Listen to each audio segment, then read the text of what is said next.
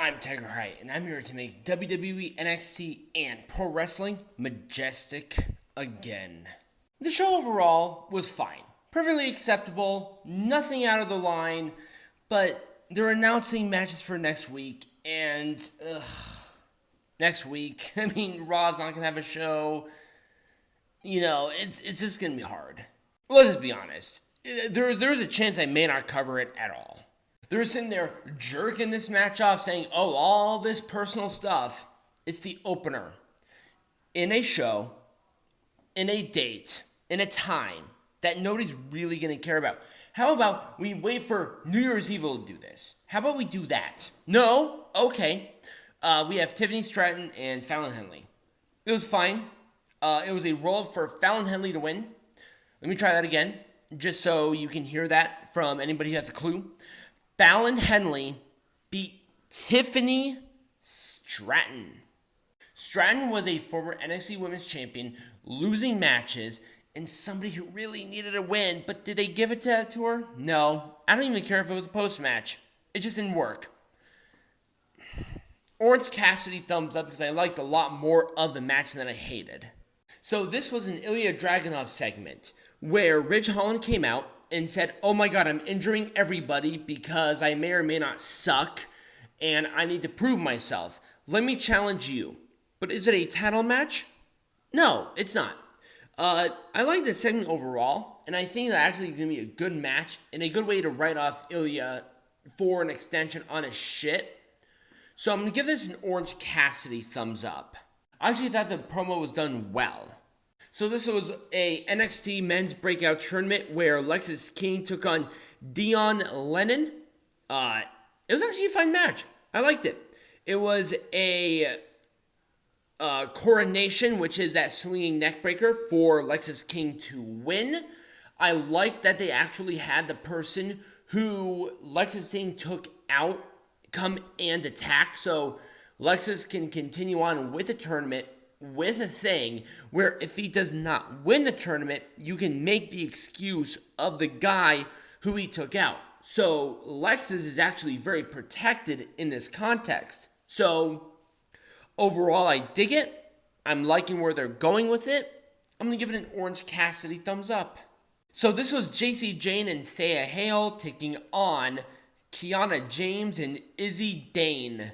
Izzy Dane was the random bitch who attacked Roxanne Perez. It was a tag match, and James and Dane won the match with a big boot, and I didn't hate it, but there was just some awkward shit in this match that I'm not a big fan of. The whole, let's have high school drama nonsense be a part of this. It was kind of weird, but I can see where they're coming from. I'm going to be nice. I'm going to give an Orange Cassidy thumbs up. Also, can we talk about the weirdos having a moan about the women and the men in NXT dating each other? Like, what the fuck are you thinking? You think you're going to be single for your lazy, dumb ass? Fuck right off. People gave Thea Hale a lot of shit. I'm like, bros, let's calm the fuck down. So Dragon Lee in a random NXT North American Championship match against Joe Coffey and Charlie Dempsey. Why are we doing this as a collective? Dominic Mysterio at this point is a better North American goddamn champion. Oh, he didn't defend it. No, because the less the title is defended, the more valuable it is as a title. The more it means something. Do you not see the difference? It's clear. It's not like Dragon Lee has had good matches. He has. But can we stop with every title defense known to mankind on NXT? It's getting kind of old.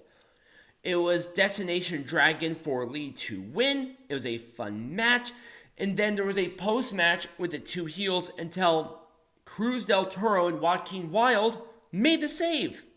Are they going back to NXT? I hope to God they are. They'll probably be treated better there. Orange Cassidy thumbs up. In the other men's breakout tournament match, we have Luca Caraficio taking on Taven Heights. I like this match. It was actually a lot of fun. It was a running, spinning, belly-to-belly slam for Heights to win. It was crisp. I like the styles, and I like how they're presenting these guys in their wrestling styles. It's very interesting and dynamic, straightforward. Orange Cassidy, thumbs up. So our next match was Nikkita Lyons' first match back in a one-on-one capacity against Tatum Paxley. Tatum was being weird against Ira Valkyria and attacked, for some reason, Nikkita Lyons, who was concerned about Lyra. And it was a back-and-forth contest, and it was a split-legged whatever for Nikkita Lyons to win. It was a match. Orange Cassidy, thumbs down, and that being really goddamn nice. Our next match was Hank Walker and Tank Ledger taking on Gallus. It was a jumping enziguri for Gallus to win. What do you want me to say about this? These guys look horrible. Gallus won at the thank God because Hank and Tank are not there as competitors. Thumbs down. Is it a fuck you? Nah. It's only a thumbs down. I can at least give credit they worked hard, and I'm going to give them a lot more credit is because they are on NXT. It's development. Get over it. And in our main event, we have Ilja Dragunov and Ridge Holland, non-title. Is this how I wanted for this injury angle to happen? What's the point of it unless Ilja's actually hurt? Is it for Ridge to go back down to NXT and put him in title contention in some way, shape, or form? I don't know. But it was just kind of weird. It kind of came out of nowhere, and now the Brawling Brutes are nothing. I understand that Butch or Pete Dunne was definitely better, but they put Ridge Holland in an almost impossible situation. I guess it's a way to bring him down without bringing him down, but it's just kind of weird. It was a injury angle for the no contest.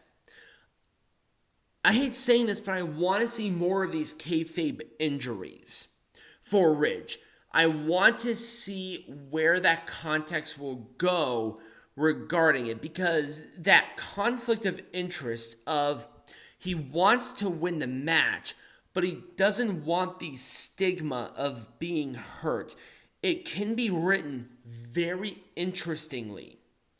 And I think with Ilja, if they're not going to use him for a couple of weeks up until the match at New Year's Evil, I mean, I guess I can see it, but I don't know. Kind of a weird time to do an injury angle like this. I'm going to give it an Orange Cassidy thumbs up. The match was dynamic and interesting, but just weird timing. That's literally the only reason. And that was NXT. Let me know what you thought about not only my review, but NXT in the comments down below or right over here next to me. Subscribe to the channel, follow the channel, become a patron, get hats, follow all of my social medias, and all of that will be in the link tree either down below or in the bio. And as always, be majestic.